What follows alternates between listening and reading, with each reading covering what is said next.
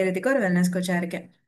So wait லாஸ்ல வந்துட்டு மேஜரா people பண்ற mistakes வந்து என்னங்கிறத தான் நான் இப்ப சொல்றேன்.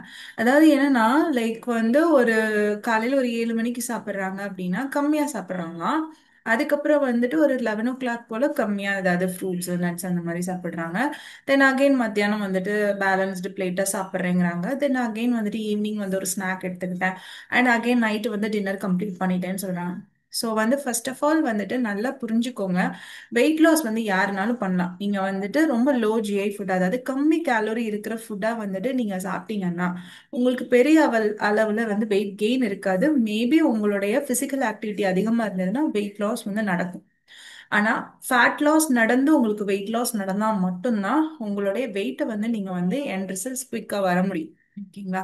ஸோ அதுக்கு என்ன பண்ணணும்? மெயின் திங் நிறைய விஷயங்கள் இருக்கு. ஆனா மெயினா இதை ஃபாலோ பண்ணீங்கன்னா மட்டும்தான் உங்களால மித்த விஷயங்களை ஃபாலோ பண்ணி உங்களோட ஃபேட் லாஸ் ஜர்னியை கொண்டு வர முடியும். ஃபர்ஸ்ட், நீங்க அந்த இன்டர்வல் சாப்பிட்றீங்கல்ல, சாப்பிட்ற இன்டர்வல் இருக்கு பாத்தீங்களா, அது லாங் ஹவர்ஸ் இருக்கணும். அதாவது காலையில இப்ப பிரேக்ஃபாஸ்ட் எடுத்துட்டு 4 to 5 hours கேப் இருக்கணும். அந்த இடத்துல எதுவுமே நீங்க சாப்பிடக்கூடாது. குட் கேலரிஸா இருந்தாலுமே அதுக்கும் கேலரி வேல்யூ இருக்கு. ஸோ உங்க பாடிக்கு அந்த ரெஸ்ட் கொடுக்குறீங்கல்ல, அந்த டைம் தான் ஃபேட் லாஸ் டைம்.